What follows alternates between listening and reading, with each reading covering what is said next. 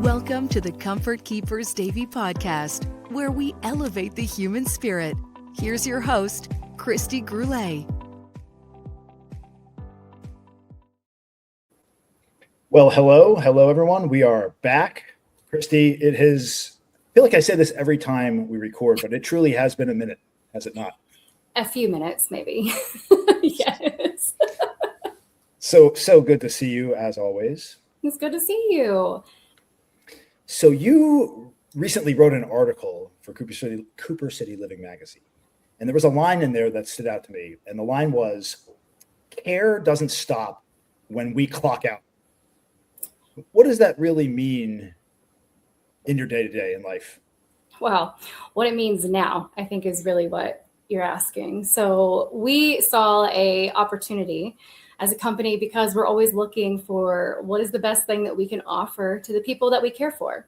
What can we also offer their families? And there's always that hesitation and question, what is actually happening once we're not in the home? No one else is in the home. So when we essentially clock out. Today, I can confidently say that with our care and safety program in place as the standard of care for all of our clients, the care never stops. My caregiver leaves, but there's this quiet in the background monitoring of care that is occurring without any invasive, I don't even know the right exact word, Jeremy. There is nothing there except a beautiful safety net. No. You just took the words out of my. I was like, that safety net came into my mind, and you said it exact timing. I was going to say like a safety net, right? Peace of mind, knowing that that's there. That's there when hands-on care isn't happening. That is there for protection for everyone. And it has been just a wonderful, exciting new ride since this is a new opportunity for all of our clients starting this last fall. And I'm telling you, the feedback, the wins. Everybody's happy, are they not? Oh gosh, yes. It really is that peace of mind. Like, kind of like you leave work, you come back to work, what's waiting for you there, right? It's that like unknowing. And so this bridges the gap of what happened during the time that I wasn't there at individual's home. Maybe I'm only there a couple days a week. A lot of things can happen. Mm-hmm. This is the safety net to know that nothing bad has happened and that should there be additional needs, we're there and we can identify them earlier. It does make perfect sense because obviously as we get older, as we age and we start to lose our faculties to some degree, right? We do need help. And so many of our elderly, they live alone. And in many cases, they don't have family there to help them. Many times, maybe they don't have friends. And then when you guys come in as comfort keepers and you fill that role, like you said, you can't be there 24/7, right? You're there for the time that you're there and you might leave them doing well, but anything could happen while they're gone. And to have that extended network, that safety net, as you called it, really does amplify the role that you play. And I'm sure, gives families and friends true peace of mind. It does. And I just want to piggyback on something you also said, right? We could, in fact, be there in person 24/7. I want to say that, but in today's society with the cost of living, everything has gone up. Right? Let's just be real. It's impacted everyone. There's no one that's not been impacted. And this is a way that you don't have to be financially burdened to say, hey, I don't know if I can afford 24/7 care. This is the way to also bridge that gap. We're still providing that oversight without there being hands-on care during that time. So families have seen that as an opportunity to help them prolong their loved one's life in the comfort of their home, which is the ultimate goal. Truly is the best of both worlds. It is, yes. So what did you, up to this new safety program, the safety net, I love the safety net. What were you hearing from families? Because I know it's a lot, families and clients as well, those that you take care of. What were some of the biggest concerns, the biggest fears that people had about being left alone and not being monitored properly? Yeah. So a very common conversation that could happen with a loved one that's not in the same state as the person we're caring for. Can you go and check on mom? She's not answering the phone. Is there any way, what is the caregiver saying? Did she actually go to her doctor appointment on Tuesday? She's supposed to take medication, but I'm worried she's not taking it. Yep. Very normal conversations. And let's be real, these are things that you could live in the same state and just be across town and still have these thoughts. It's like micromanaging your loved ones that nobody has the ability to do. And you want to respect their dignity and their independence, but there's still that question. So it was really with all of these very common conversations that have happened for years that we were able to then say, okay, this is going to be the solution. And so far it has done exactly that. And just having that, right, the peace of mind, knowing that there is something in place that kind of answers those questions from a psychological standpoint will get you to stop obsessing and worrying about, and the thoughts that come up in your head that are like making you uneasy because you got it covered. Yeah, that's exactly it. There are so many ways that this new program has helped families have peace of mind, that have helped our own clients have peace of mind, that have helped their care team, including their doctors, also have a better insight to what life looks like in between the appointments.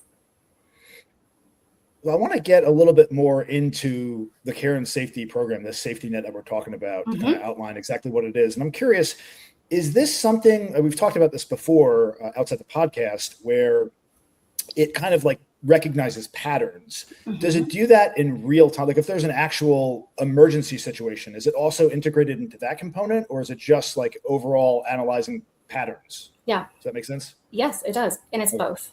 It is both. Okay, perfect. So should there be an emergent need, which nobody wants to experience, but should it happen, then I and my team, we will be alerted, which allows us to respond quicker. Whether that's going to the individual's home, getting them on the phone, contacting family in an emergent situation. But just like you also said, it's creating a baseline of what this individual's unique routine is. And based on that, only anything related to care is being monitored quietly in the background. And if there are changes, then we are given a notice, a helpful tool for us that is proven to actually help people not be hospitalized, because we have been alerted to a potential increase in coughing. Like, I love to use this example when I talk to families, and my husband will kill me, but I'm going to just say it. So when you're married to somebody that is allergic to life and has asthma and allergies, love him. Allergic to life. He sneezes, he coughs. And we've been married for years. And so for me, I tune it out. So think of anything that's repetitive in your life that you just tune out, whatever that might be. This is something that's not going to tune out ever. So if my husband were to have an increase in his coughing and I'm not here counting them, I may get an alert to say, hey, there's been a 75% increase over the last 4 days in his coughing. It's also the time of year for flu, pneumonia, XYZ. I recommend a follow-up with his general practitioner. Let's just make sure he's okay. I use that as a personal example because we all can think of something that we can relate to, right? This has been a phenomenal thing because I've seen it now work firsthand, and we have helped people, especially our elderly, not prolong in something that is happening and not be hospitalized, to get an antibiotic in their system ahead of time. Doctors have seen this as, oh my gosh. I don't know about you, but if I'm like asked 37 questions before I even get to see the doctor, and then the doctor asks me more questions, I may forget the exact time. Yeah, I may forget the exact time that this actually started and when, but now I have really helpful real-time information that can be provided to help, again, overall, the care team. I'm a part of it, and I'm assisting now a professional that I may never come into contact with, but the care and safety program is what's bridging that gap for overall well-being. it seems to me like this technology is applicable not just to the elderly in terms of caregiving, but has a broader use case to like everybody in terms of just tracking. Because like the older I get and the more I try to be cognizant of my body and take care of myself and optimize myself for performance, like the more information, the more data I have on my patterns, on everything from my diet to my exercise to like tendencies I have, the more I have that information, the more I can analyze what I'm doing and make sure that I'm optimizing myself, to get the most outputs. Yeah. Is there a broader use case for this? Is this like designed specifically for what you do, or is it more for just broad use? So it has that potential. Of course, that's not what our initial intentions were when we introduced this to the people that we care for. Sure. But yes, it does. The most important thing, though, to remember is that this is not, it's not a recording device. It's not a camera. Yes. It's nothing like that. That was one of the first things that I said to you. It's not. Oh, it's like a wearable or something? Nope. It's not supposed to be invasive. Wearable. It's just like a background. Yeah. So the easiest way to describe it is like the Glade plugins or Febreze, if you will. The little plugins that go into the wall. You get a couple of those. There's nothing that emits from it, no light, nothing at all. Very discreet. And that is what picks up on care-related incidents, per se, will you? That is it. I can't tap into anything. It's not going to tell me that you hated what you ate last night because it's not going to tell me any of those things. But it is going to pick up, again, coughing.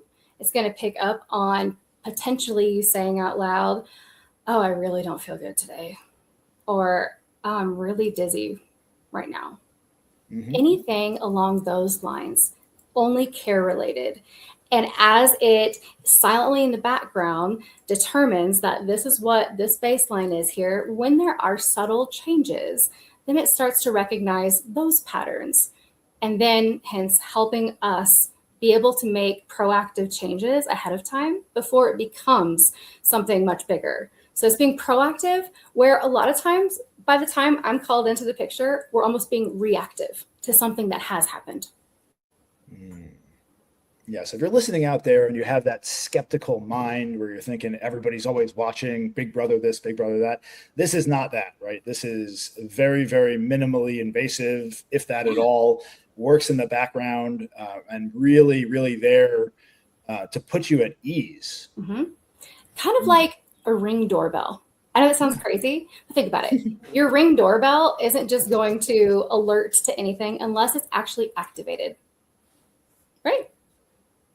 A lot of people have that. That's exactly what this is. Nothing is actually happening unless it needs to determine that this is something that I want to make sure is noted. Yeah, I'm curious, when you're installing, like, I know that folks don't have to do anything for this to work. It just operates in the background. Is there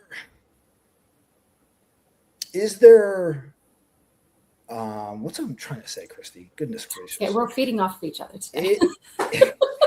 No, I almost think like not knowing it's there would be more effective. Because like if you know something's there monitoring, you might act a little bit differently. I guess after over time you'll settle into patterns and whatnot. But like I almost think like putting it there, I guess you're gonna have to tell them that you're putting it there, but not knowing it would be there. Everybody knows it's there. Like, let's just be real. It's not snuck in anywhere. I need to make that PSA real quick. Well, what does it look like? How does it, you mentioned like plugging in the wall. Like what is one to expect when you come in and you install this in the house? What does it look like? Well, we need to look at the overall environment, right? If we're looking at a nice apartment, condo, or we're looking at a 3-story home, where are the places that you spend the most time? Most of the time, we're looking at a general living area, your living room, or maybe foyer type area. Kitchen is a very popular one, but we choose 3 different locations. And if there is like a common place in between those areas, we can use that as well. Just a plug-in, very small, nothing, it really is not obnoxious. It's not this big old black box. It's actually white. It's very small, just gets plugged in. Very cute, demure. I actually had somebody in their living room, they plugged it in behind their TV. That's fine. That's totally fine. It's there. It's still doing what it needs to do. You don't see it, and it's okay. It's okay. Yes, it is. Like, I am so excited about this. I don't know if I can like emulate that through the computer. through a podcast, but like the absolute potential of prolonging everyone's total health and safety while simultaneously giving answers to families to give them a more sound like check-in, right? I feel so much better and so much more secure and positive that I can give that to families. I can give that to doctors. I can do that without being there with a clipboard asking a whole bunch of questions. Yeah. So without getting too technical, let's get a little technical because my mind is swimming. I'm trying to think like these devices, they're gathering data, like what's actually happening. It's taking note of like physical movements, sounds, all these different patterns. And then it's pulling them off and putting that and like transmitting it into your system. So you have that data that can be compiled. What's actually going on there? Because my head's spinning here. Well, I try not to go into like the universe that I also don't. I said without getting technical. Let's high level, not IT, not at all any of this. Okay, so don't get too nitty gritty with me, Jeremy. Curious, Christy. What can I say? But high level, what I can say is yes, it is determining the routine. So do you have a smartwatch or anything else that you use? You're talking about performance and stuff. Exactly. Just picks up all the data and then. Yeah, this is not a wearable, but I like to refer back to that. So your watch is probably taking your pulse. It's telling you when you're stressed out and you need to go take a couple breaths, right? It's a little bit more. That watch is more invasive than what my care and safety program is. Okay. This program here already has a baseline of billion data points for health related things, events, phrases. It's also in I don't even know how many languages there are, but it can be translated. So like, that's not even a barrier, which is awesome. Okay. I'm being serious. Christy, you don't know how many languages there are? What's wrong with you? I won't claim to know all the answers. I just told you today I'd give you my best answers, right? Let's remind that we can always rewind and replay. But I know that it takes about 2 weeks to really get a solid baseline on activity. Okay. It's not counting steps. It's not picking up how many phone calls we make during the day or what shows you're watching. These are the things that I really like to throw out because it's not that at all. I will not get any kind of alert or gentle nudge in my side of the system to say any of those things. I will get positive and or things that I need to watch, and then I can create like a watch list, if you will. So practical experience that I've had. I had a woman who, just a lovely lady, like the brightest light. I'm not even kidding, Jeremy. Just like even so brighter than you, Christy. So full of life. And I said, this is my goal. When I'm 92, I wish to be this person. Like just beautiful. I'm being serious. We come in and we help her with some of the things that are a little bit harder once a week. That's it. And that's fine. And we have loved having her. We really have. When we introduced her to this new standard of care, she was, of course, very supportive and excited about it because she just loves seeing what we're doing and always welcomes us into her home for pop-ins, whatever. What I began to get alerts for over the following weeks to come were notifications about loneliness. Oh my God. I'm telling you, now I'm bringing it down. I'm being serious. This person that's cracking jokes, that is like so lively, bubbly, never irritable, it seems, which I know is unrealistic, but still. I'm getting just gentle nudges. Nothing saying this is exactly what she's saying, but, isolation, loneliness, lack of activity. Perhaps she may benefit from us coming in an additional day during the week. And that's what this is for. And this has nothing to do with a fall or coughing, but now we're talking about our emotional behaviors. And some of the things that this was picking up was, I feel so sad.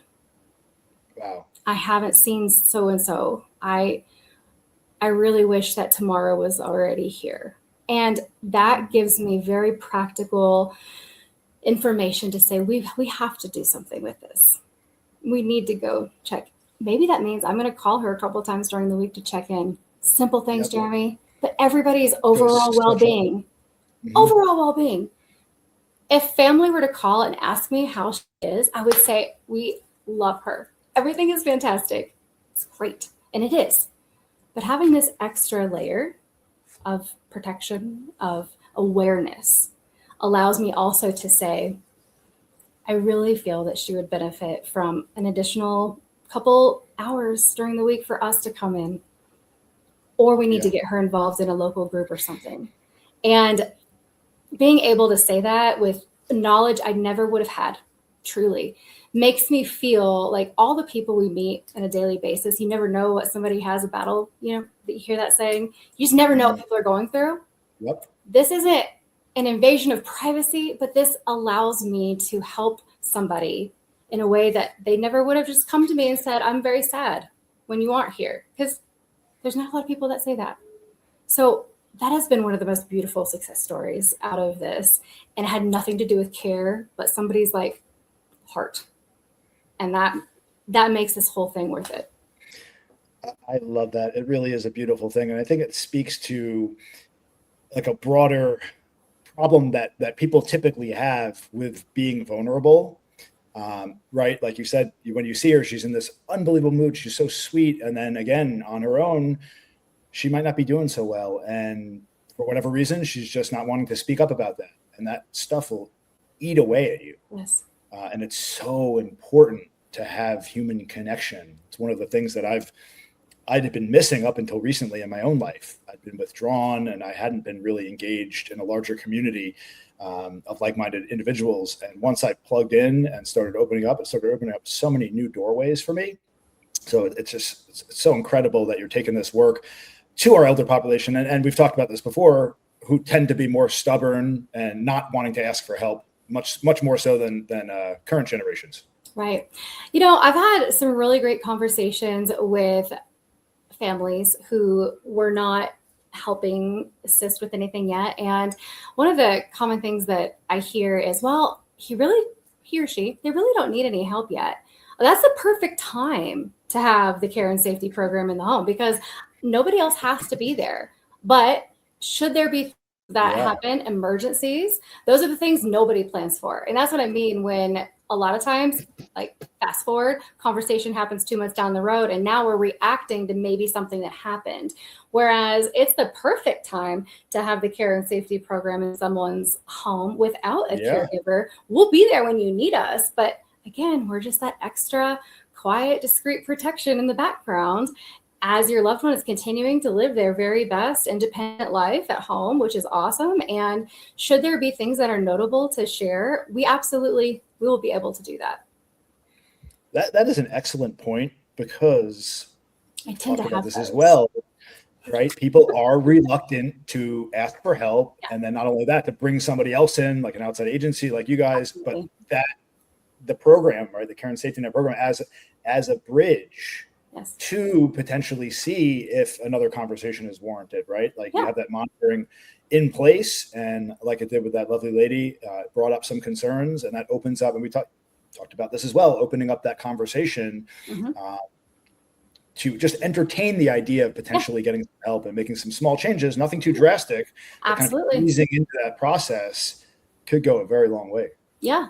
And my hope is that those who are so independent and so doing so well right now, they should remain being there just in that same state.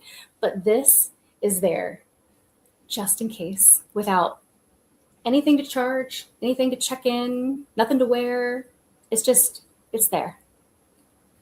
And I feel like we can help people stay that way. Love it. Someone's out there listening right now, whether it's somebody that maybe they themselves need help and maybe they've been reluctant to ask, or maybe it's a family member, a loved one, family member, a friend that knows of somebody that kind of, they're thinking maybe it might be time, maybe not.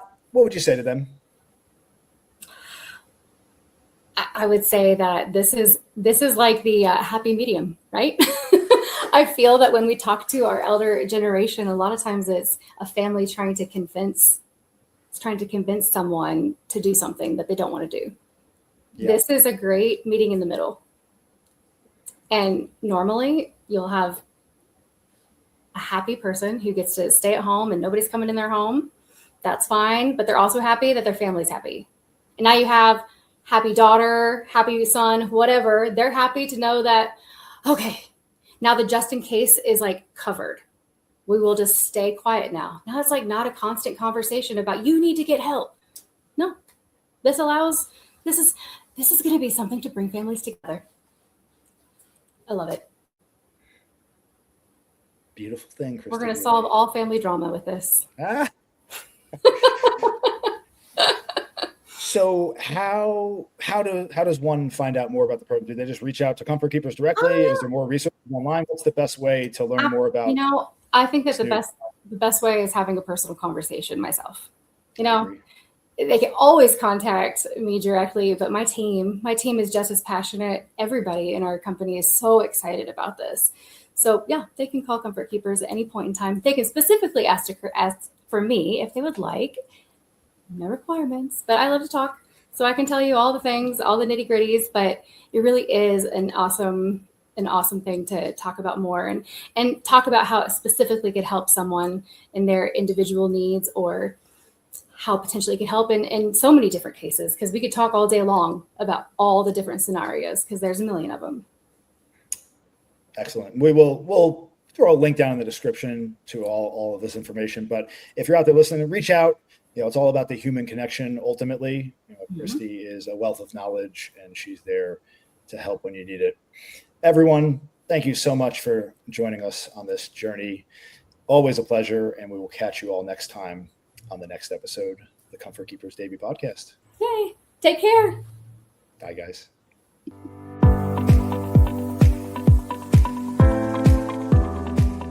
Thank you for listening to the Comfort Keepers Davey podcast. For more information, visit comfortkeepers.com or call 954-947-7954.